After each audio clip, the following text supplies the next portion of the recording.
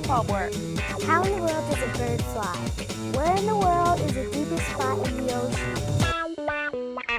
How in the world do bits and bytes work on the computer? How in the world do fish breathe? How in the world does a bridge work?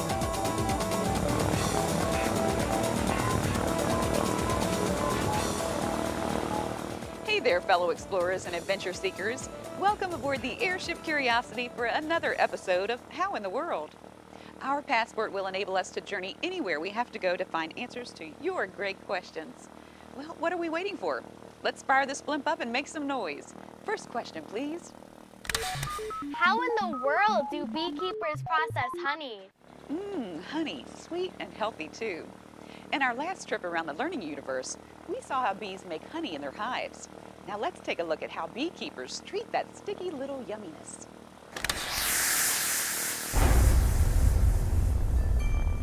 In order to get the buzz about bees and the yummy honey they produce, the Airship Curiosity is visiting Hornets, the F-18 fighter jets based at Naval Air Station Oceana in Virginia Beach.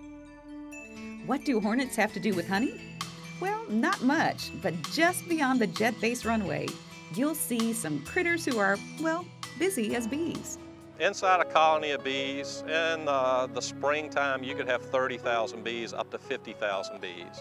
And in that colony, that's going to mean you're going to have about 25,000, 26,000 female bees. They're all worker bees.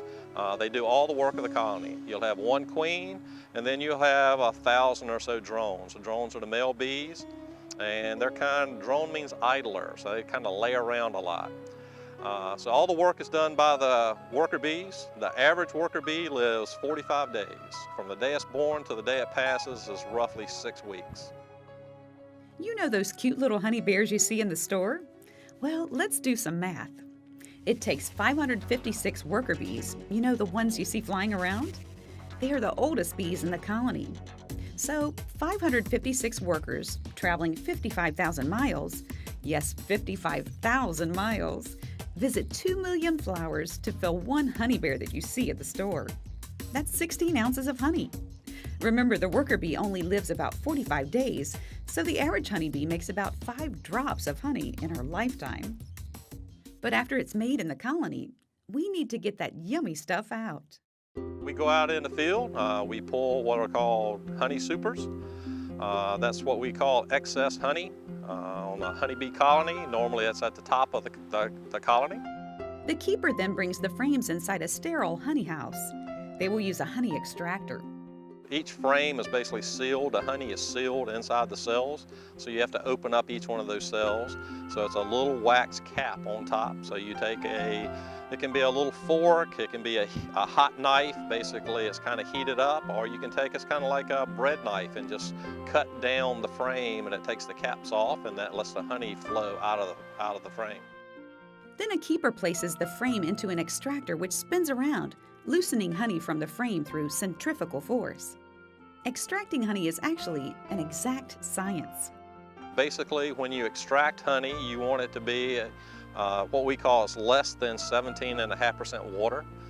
If it's greater than that, then it has a chance to ferment in the bottle, and we don't want to do that.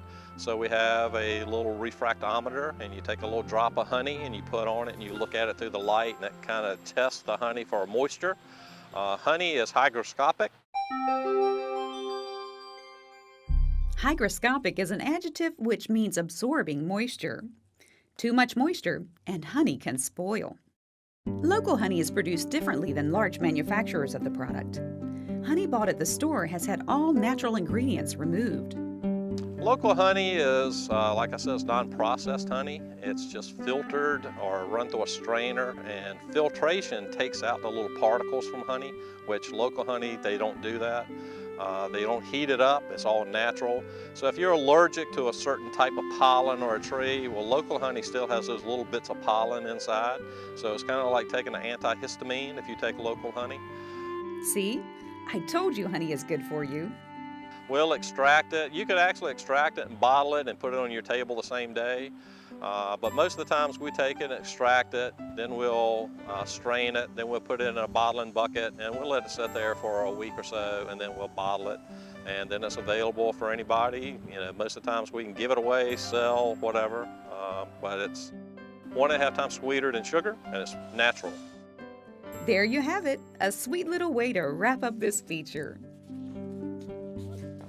Hey travelers, that was a nice little buzz around the hive. Oh, what do bees chew? Why, bumblegum, of course. Bees are the only insect that makes a product that can be eaten by man. The most common bees that we see are European honeybees, and they're not native to this country. Oh, and one other little fact, bees are vegetarians. Stick around. Professor Phineas Omnibus will show you an experiment that will astonish you. Are you brave enough to try it at home? He's coming right up. Wait, don't go away. How in the world? We'll be right back. Wow, college already. Yeah. We gotta go. I love you. I love you too, Daddy. And thanks for everything. Gratitude. Pass it on.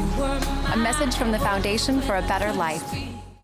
Every day is so wonderful, and suddenly it's hard to breathe. Would it be okay if I sat here?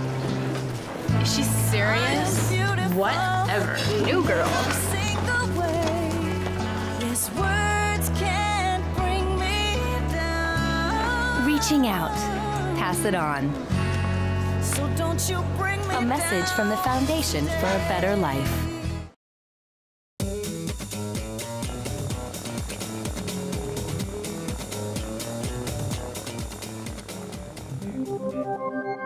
And now, another How in the World brain game. Welcome, fellow explorers. I'm Professor Phineas Omnibus, and today we're going to learn about the sealing properties of polymers.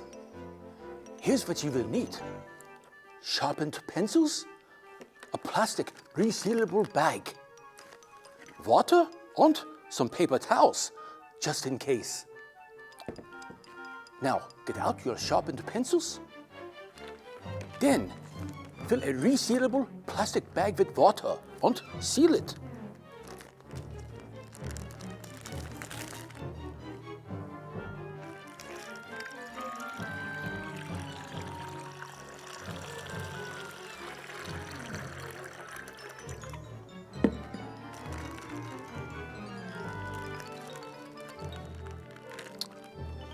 Now, see if you can find a brave volunteer who will let you do this over their head. Now, what do you think will happen when you take the pencils and poke holes all the way through with your pencils? Let's see. There's one.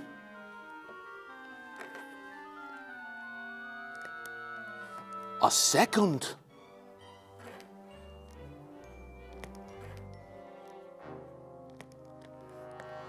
Another. Another. Astounding! You see, plastic resealable bags are made from plastic. Because if they were made from plaster, then they wouldn't be plastic bags. Plastic is made of polymers, which are long chains of molecules that are cross-linked together. These polymers are what make plastic bags and balloons stretchy. When we poke through the resealable bag with pencils, the polymers are pushed aside but remain bonded by the cross-links, keeping the water inside. The polymers reseal around the pencil. Astounding! Now, grab some friends and poke some bags. Until the next time, I'm Professor Phineas Omnibus.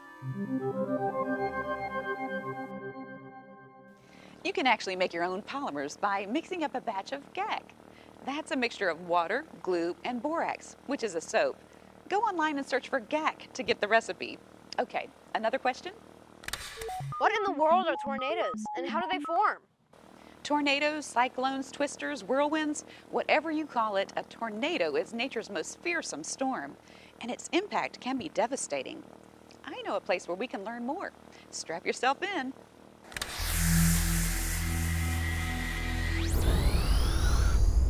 To find out just how tornadoes form and then work, the airship Curiosity returns to a familiar spot, the National Weather Service office in Wakefield, Virginia.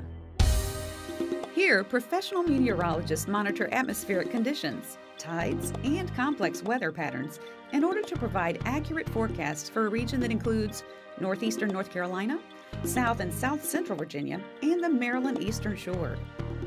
Part of their job is to detect weather conditions that could bring severe storms, track those storms, and inform people living in the region to protect themselves if needed.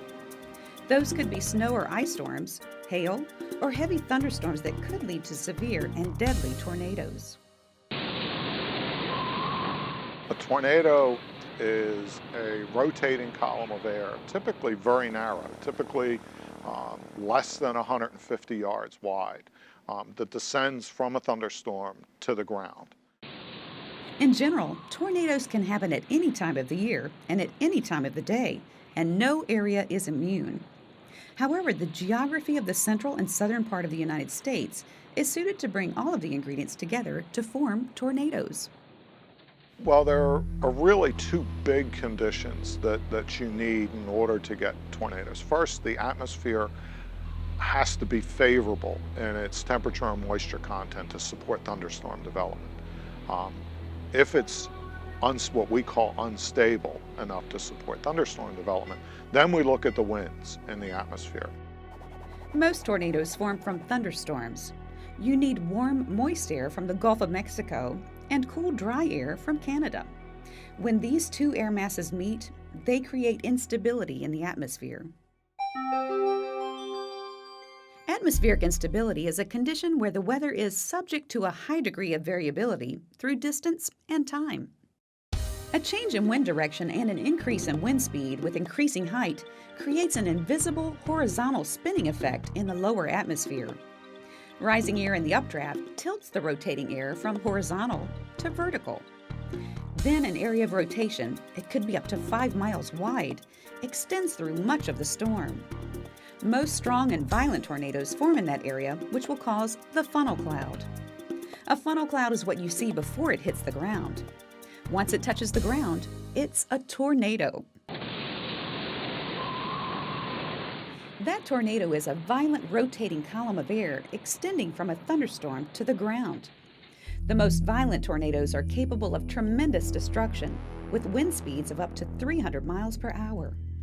They can destroy large buildings, uproot trees, and hurl vehicles hundreds of yards. They can also drive straw into trees. Damaged paths can be in excess of 1 mile wide to 50 miles long. In an average year, 1,000 tornadoes are reported nationwide. Usually, heavy rain and hail precede a tornado because the funnel is at the tail end of the thunderstorm. So if you see this, or have been warned about an approaching storm, you can still protect yourself. Remember, go low, stay low. Get away from the exterior walls and roof. So an interior bathroom, interior closet, interior hallway away from windows, and hunker down as low as you can get. Did you know that tornadoes have been reported in every state in the U.S. and also in every season?